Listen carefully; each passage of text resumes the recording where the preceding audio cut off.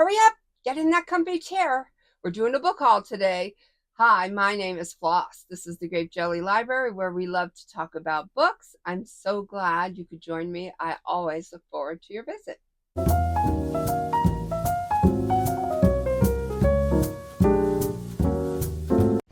Yay, you made it. I was waiting for you. Today we are going to do, I think, 9 books. We're going to do a book haul. 9 books? Yeah, it looks about 9. Okay. I don't even know where to start with these books. They're fabulous, phenomenal. They are exciting. They are dark. They are dangerous. They are intriguing. They are everything that a book should be. Let's hope when I read them that all of the aforementioned proves to be true. Okay, I got to give myself some room for these books. I don't know why I chose this one. Yes, I do, because of the cover. This is not a book I would typically read, but it is a book I chose. So on the TBR pile it goes. The Spell Shop by Beth Durst. It looks like this. It is a gorgeous cover. There's no denying that. And the purple pages just finish it off. Praise for the Spell Shop and Beth Durst. This was a good place with kind people who cared about each other. There was a unicorn in the woods, mermaids in the coves, and the best raspberries she's ever tasted. And there was Lauren. Okay, so I love all of the aforementioned raspberries. I already used that word, aforementioned. I love all of the above. Raspberries, unicorns, and mermaids. So perhaps I will enjoy this one. The next one is a little bit darker, a little bit. What the Dead Know, Learning About Life as a New York City Death Investigator by Barbara Butcher. Barbara knew what dark places were like. At her lowest point, alcohol addiction cost her nearly everything, including her life. After getting sober, she landed a job at the medical examiner's office in New York. She was the second woman ever hired for the role of death investigator in Manhattan, and the first to last more than 3 months. In her new role, she would ultimately investigate more than 5,500 death scenes, including 680 homicides. I love forensics. I love solving crimes. I love the whole investigation. So I think I'm thoroughly going to enjoy this book. This one I think is a doozy. The Devil's Rooming House, the true story of America's deadliest female serial killer, M. William Phelps. Silent simmering killer terrorized New England in 1911. As a terrible heat wave killed more than 2,000 people, another silent killer began her own murderous spree. That year, a reporter for the Hartford Courant noticed a sharp rise in the number of obituaries for residents of a rooming house in Windsor, Connecticut, and began to suspect who was responsible. Amy Archer Gilligan, who'd opened the Archer home for elderly people and chronic invalids 4 years earlier. Sister Amy would be accused of murdering both of her husbands and up to 66 of her patients with cocktails of lemonade and arsenic. Her story inspired the Broadway hit Arsenic and Old Lace. All right, this one. I'm excited about this one. Damnation Island, Poor, Sick, Mad, and Criminal in 19th Century New York, Stacy Horn. Conceived as the most modern, humane incarceration facility the world has ever seen, New York's Blackwell's Island, site of a lunatic asylum, 2 prisons, an almshouse, and a number of hospitals, quickly became, in the words of a visiting Charles Dickens, a lounging, listless madhouse. Digging through city records, newspaper articles, and archival reports, Stacy Horn tells a gripping narrative through the voices of the island's inhabitants. We also hear from the era's officials, reformers, and journalists, including the celebrated undercover reporter Nellie Bly. And we follow the extraordinary Reverend William Glennie, French, as his ministers to Blackwell's residents battle the bureaucratic mazes of the Department of Correction and a corrupt city hall, testifies at salacious trials, and in his diary wonders about man's inhumanity to his fellow man. The Haunting of Alma Fielding, Kate Summerscale. London, 1938. In the suburbs of the city, a young housewife has become the eye in a storm of chaos. In Alma Fielding's modest home, china flies off the shelves and eggs fly through the air. Stolen jewelry appears on her fingers. White mice crawl out of her handbag. Beetles appear from under her gloves in the middle of a car journey. A turtle materializes on her lap. The culprit is incorporeal. Nandor Fodor, a Hungarian ghost hunter for the International Institute for Physical Research, arrives to investigate the poltergeist. But when he embarks on his scrupulous investigation, he discovers that the case is even stranger than it seems. But unraveling Alma's peculiar history, Fodor finds a different and darker type of haunting, a tale of trauma, alienation, loss, and revenge. He comes to believe that Alma's past has bled into her present, her mind into her body. There are no words for processing her experience, so it comes to possess her.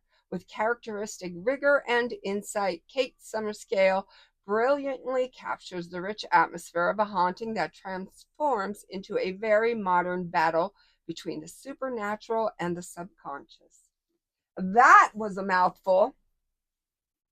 Has anybody read this one? Devil House, John Darnielle.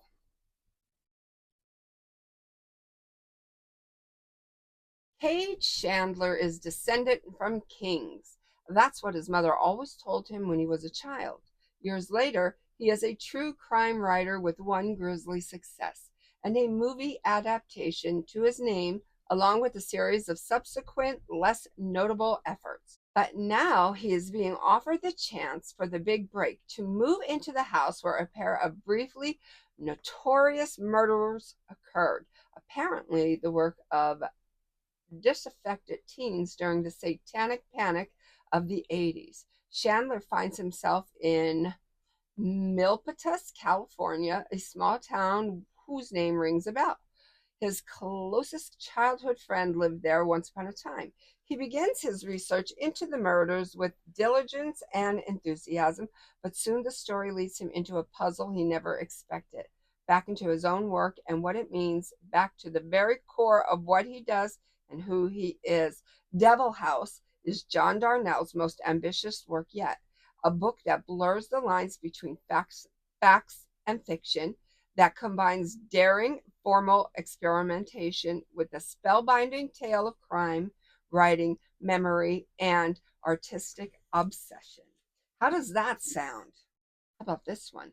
My Darling Dreadful Thing. I am gravitating towards the darker reads, I think because of the season. This is by Johanna van Veen. It looks like this. Ruth Beckham has a spirit companion only she can see. Ruth Strange, corpse-like and dead for centuries, is the light of Ruth's life. That is, until the wealthy young widow Agnes Knoop visits one of Ruth's backroom seances and the two strike up a connection. Soon, Ruth is whisked away to the crumbling estate Agnes inherited upon the death of her husband, where an ill woman haunts the halls. Strange smells drift through the air at night, and mysterious stone statues reside in the family chapel. Something dreadful festers in the manor, but still the attraction between Ruth and Agnes is undeniable. Poor, alone, and with a history of hysterics, Ruth is the obvious culprit. With her sanity and innocence in question, she'll have to prove who or what is at fault or lose everything she holds dear. I'm telling you, I'm going to save this one for last. Hazardous Spirits by Anbara, Salam. This is a darkly sumptuous love letter guaranteed to give you goosebumps. In 1920s Edinburgh, Scotland, Evelyn Hazard is a young middle-class housewife living the life she always expected, until her husband Robert upends everything with a startling announcement. He can communicate with the dead. The couple is pulled into the spiritualist movement, a religious society of mediums and psychics that emerged following the mass deaths of the Spanish flu and First World War. And Evelyn's carefully composed world begins to unravel. And when long held secrets from her past threaten to come to the surface, presenting her with the prospect of losing all she holds dear, Evelyn finds herself unable to avoid the question: is the man she loves a fraud, a madman, or most frightening, most frighteningly, there we go, most frighteningly, is he telling the truth? Cloaked in the moody Bulgarian backdrop of 20th century Scotland, Anbara, Salam's Hazardous spirits brings a sparkling sense of period detail and dry humor to the life of a young woman whose world is unsettled by mediums and spirits, revealing the devastating secrets that ghosts from the past can tell when given the voice to do so. Do you believe in ghosts? I do.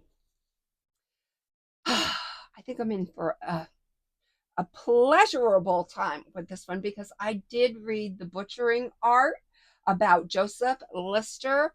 I will, yes, the book right there. I loved it. I loved it. I loved it. I was in the pool. It was July. I had my glass of wine and I began to read about the medical practices of Joseph Lister. And the things that I was reading pertaining to doctors before him just blew my mind. Oh my goodness. I couldn't even believe what I was reading. So I think this book is going to be something very much like that one. The Mystery of the Exploding Teeth and Other Curiosities from the History of Medicine. Thomas Morris. It looks like this. All right. This is a delightful romp through a myriad of entertaining, arcane, and obscure medical anecdotes. The Wall Street Journal. Delightfully horrifying. That's what I'm banking on. Popular Science. A gruesome but weirdly compelling trip through several centuries of quack cures, horrific operations, and bizarre accidents. New York Daily News. The Mystery of the Exploding Teeth is such a weirdly wonderful tour through the history of medicine, from wandering bullets to apparently evil cucumbers. Deborah Blum, author of The Poison Squad. I have that book. A Science Friday Best Science Book of 2018 selection. Yeah, I think I'm really, really going to enjoy this one, and I'm really going to enjoy telling you about this one. Whatever it is you are reading, I hope you are having a ball. Until we meet again, I love you. Don't let those bad days win. And when you dream, make sure you're dreaming big.